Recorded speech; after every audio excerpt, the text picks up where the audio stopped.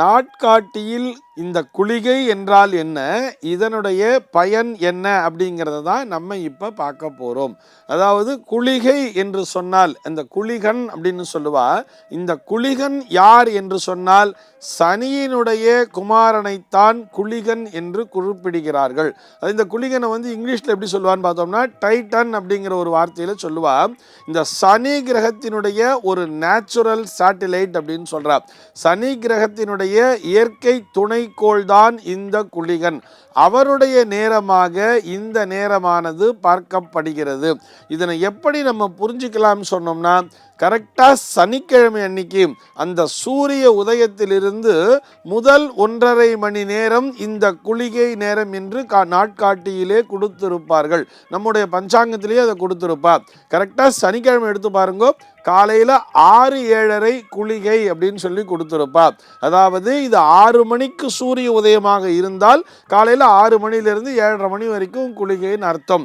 சூரிய உதயம் எத்தனை மணிக்கு நடக்கிறதோ, உதாரணத்திற்கு ஒரு தை மாசம்னு பார்த்தோம்னா 6 மணி 40 நிமிஷத்துக்கு தான் சன்ரைஸ் அப்படின்னு சொன்னா அந்த 40 நிமிஷ காலத்தை தள்ளி போட்டுக்க வேண்டியது. அதாவது 6 மணி 40 நிமிஷத்துக்கு தான் சன்ரைஸ் ஆகுதுன்னு சொன்னால் நாம் அந்த 40 நிமிடத்தை ஆட் பண்ணிக்கணும். ஆட் பண்ணிட்டு பார்த்தோம்னு சொன்னால் நமக்கு அதிலிருந்து கூட்டி அது எவ்வளவு நேரம் வருகிறதோ அந்த நேரத்திலிருந்து அடுத்த 1.5 மணி நேரம்தான் இந்த குளிகை நேரம் என்பதை நாம் புரிந்து கொள்ள வேண்டும். ஆனால் நம்ம என்ன பண்ணுறோம், பிளைண்டாக 6-7:30 இன்னைக்கு ஞாயிற்றுக்கிழமை 4-6 ராகு காலம் அப்படிங்கிற மாதிரிலாம் நினச்சிக்கிறோம் இல்லையா. ஒவ்வொரு காலமுமே அவர்கள் குறிப்பிட்டிருக்கிற அந்த காலமானது சூரிய உதயத்திலிருந்து சூரிய உதயம் 6 மணிக்குன்னு வச்சுக்கிட்டாதான் கரெக்டா அந்த 4:30 மணிக்கு ராகு காலங்கிறது ஆரம்பிக்கும். ஆனா சூரிய உதயம் 6:30 மணின்னு சொன்னா அரை மணி நேரம் தள்ளி போட்டு கொள்ள வேண்டியது. 5 மணியிலிருந்து 6:30 மணி வரை ராகு காலம் என்பது வந்துவிடும் என்பதை புரிந்து கொள்ள வேண்டும். இதனையும் நம்முடைய பஞ்சாங்கமானது தெளிவாகவே குறிப்பிட்டிருக்கிறது. ஆனா அந்த மேல இருக்கிற அந்த ஒரு லைனை மட்டும் நம்ம பார்க்கறதே இல்லை. சரி, விஷயத்துக்குள்ள வந்துருவோம். இப்ப இந்த குளிகை அப்படின்னு சொன்னா அது சனிக்கிழமையில காலையில் 6 மணிலிருந்து 7:30 மணி வரைக்கும் நமக்கு குளிகை நேரம் சொல்லியிருக்கோம் இல்லையா. அதிலிருந்து அப்படியே ரிவர்ஸ்ல ஒரு டைம் டேபிள போட்டுக்க வேண்டியது. சனி, வெள்ளி, வியாழன், புதன், செவ்வாய் அப்படின்னு போட்டுண்டு நம்ம இந்த டைமை அப்படியே ஆட் பண்ணிட்டே வரலாம். சனிக்கிழமை 6-7:30, வெள்ளிக்கிழமை 7:30-9, வியாழக்கிழமை 9-10 அப்படிங்கிற மாதிரி நம்ம அப்படியே ஆட் பண்ணிட்டே வந்துடலாம். புதன்கிழமை 10-12, செவ்வாய்க்கிழமை 12-1, திங்கட்கிழமை 1-3, ஞாயிற்றுக்கிழமை 3-4 அப்படின்னு சொல்லி அந்த குளிகையினுடைய டைம் டேபிள் ஆனது அப்படியே முடிவடைந்து விடும். ஆக இந்த குளிகை நேரம் என்பது அந்த சனியினுடைய துணைக்கோளினுடைய ஒரு நேரம். இந்த நேரத்திலே செய்கின்ற செயல்கள் மீண்டும் மீண்டும் தொடர்ந்து கொண்டே இருக்கும் அப்படின்னு சொல்லுவார். ஆக அந்த குளிகை நேரத்தில் என்ன செயலை செய்கிறோமோ அந்த செயலானது நிரந்தரமாக நம் வீட்டிலே நடந்து கொண்டே இருக்கும், மீண்டும் மீண்டும் தொடர்ந்து கொண்டே இருக்கும் என்று சொல்வார்கள். அதனால தான் என்ன பண்ணுவா அப்படின்னு சொல்லி பார்த்தோம்னா, ஒரு டெத், ஒரு இன்சிடென்ட் நடக்குது அப்படின்னு சொன்னால் அந்த டெத் அந்த இது புறப்பாடுங்கிறது ஆறுது இல்லையா, அந்த சவ ஊர்வலத்தை இந்த குளிகை நேரத்திலே துவக்க மாட்டார்கள். அந்த நேரத்திலே செய்யாமல் குளிகை முடிந்த பிறகு செய்வார்கள். ஏனென்றால் மீண்டும் மீண்டும் இந்த வீட்டில் ஒரு துக்க நிகழ்வுங்கிறது வந்துடக்கூடாது அப்படிங்கிறதுல ரொம்பவே கவனமா இருப்பா. ஆனா நிறைய பேர் என்ன பண்றான்னு பார்த்தோம்னா தவறாக நினைத்து கொள்கிறார்கள். ஒருவருக்கு திருமணத்தை ஃபிக்ஸ் பண்ணும் பொழுது, கல்யாணத்தை ஃபிக்ஸ் பண்ணும்போது அந்த கல்யாண நேரத்தில் அந்த குளிகை நேரமாக அமைந்து விட்டால் மீண்டும் மீண்டும் இவனுக்கு திருமணம் நடக்கும் அப்படிங்கிற மாதிரி தப்பா நினைச்சுக்கிறார். அதனால குளிகை நேரத்தில் கூட கல்யாணத்தை வைக்கப்படாது அப்படிங்கிற மாதிரிலாம் தவறான கருத்துக்கள் பரப்பப்படுகின்றன. யோசிச்சு பாருங்களேன், இந்த டெத் அப்படிங்கிற விஷயத்தை கூட நம்ம கம்பேர் பண்ணிக்கலாமே.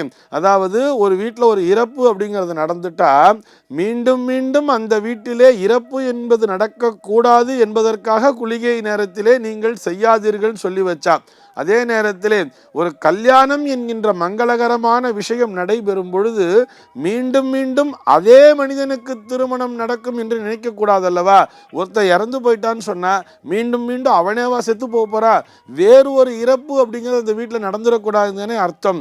அதே மாதிரி திருமணம் என்பது ஒரு வீட்டில் நடக்கும் பொழுது மீண்டும் மீண்டும் அவருக்கே திருமணம் நடக்கும் என்று தவறாக எண்ணாமல் எப்படி நினைக்கணும்னு சொன்னால், அந்த வீட்டிலே தொடர்ந்து கல்யாண காரியங்கள், அந்த வீட்டிலே இருக்கக்கூடிய அடுத்த தலைமுறையினர் யார் யாரெல்லாம் இருக்காளோ, தம்பி தங்கச்சி அக்கா எல்லாரும் இருக்கலாம் இல்லையா, அவருடைய குமாரத்தி இவருடைய குமாரத்தின்னு சொல்லி அந்த குடும்பத்தை சார்ந்த அந்த பங்காளி வகைராக்களை சார்ந்த எல்லோருக்கும் வீட்டிலே தொடர்ந்து திருமணம் நடந்து கொண்டிருக்க வேண்டும் என்றுதானே நாம் பொருள் காண வேண்டும். ஆக குளிகை காலத்திலே எதனை செய்ய வேண்டும் சொன்னால், மங்களகரமான விஷயங்களை செய்யலாம். ஒரு வீடு கிரகப்பிரவேசம் பண்றோம் அப்படின்னு சொன்னா, மீண்டும் மீண்டும் இவர்கள் கிரகப்பிரவேசம் செய்வதற்கு, பல சொத்துக்களை சேர்ப்பதற்கு அது மிகவும் உதவிகரமாக இருக்கும். இப்படி குளிகை காலத்திலே அசுப காரியங்களை தவிர்த்து மற்ற சுப காரியங்களை செய்யலாம். ஒரு குளிகை நேரத்தில் போய் நம்ம ஒரு கடன் வாங்குறோம் அப்படின்னு சொன்னா, ஒரு ஹவுசிங் லோன் போடுறோம் சொன்னா, மீண்டும் மீண்டும் இவன் லோன் போட்டுக்கொண்டே இருப்பான், இவன் எப்பொழுதும் கடன்காரனாகவே இருந்து கொண்டிருப்பான் என்று புரிந்து கொள்ள வேண்டியது. ஆக குளிகை என்பது மிகவும் நல்ல நேரமே. சனியினுடைய குமாரனாக இருந்தாலும் அவர் சனியை ஒரு ஸ்திரம், அதாவது ஒரு நிலைப்புத்தன்மையை உடையவர் என்று சொல்வார்கள் அல்லவா, அதுபோல இந்த குளிகை நேரத்திலே செய்யக்கூடிய விஷயங்கள் ஸ்திரத்தன்மை உடையதாக இருக்கும், ஒரு நிரந்தர தன்மையை தந்துவிடும் என்பதை புரிந்து கொண்டு அந்த நேரத்திலே எந்த செயல்களை செய்ய வேண்டுமோ அதனை மட்டும் நாம் புரிந்து கொண்டு செய்யும் பொழுது நாம் செய்கின்ற செயல்கள் அத்தனையிலும் வெற்றி என்பது ஸ்திரத்தன்மையோடு இருக்கும். சர்வே ஜனாஹ சுகினோ பவந்து.